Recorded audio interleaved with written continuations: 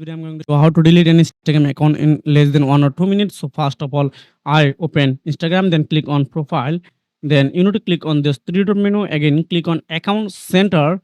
So this is super easy. You are able to delete your account after watching this video. Now click on personal details. Now click on account ownership and control.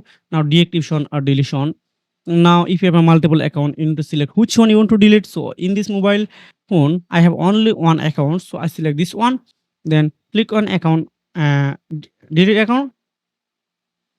Then now I must be need select why I want to delete this account. So I select something else. You can select any others as well. Now click on again, continue.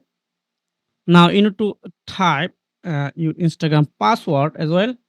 Now click on continue. Wow, this is the final step. Why? When you click on delete account, you delete your account will be deleted in less than 1 minute from Instagram server and automatically you log out. So this is the method how you can delete your Instagram account in less than 1 or 2 minutes. So if you have found this video helpful for me, you should like and subscribe this channel so you can take care. Goodbye.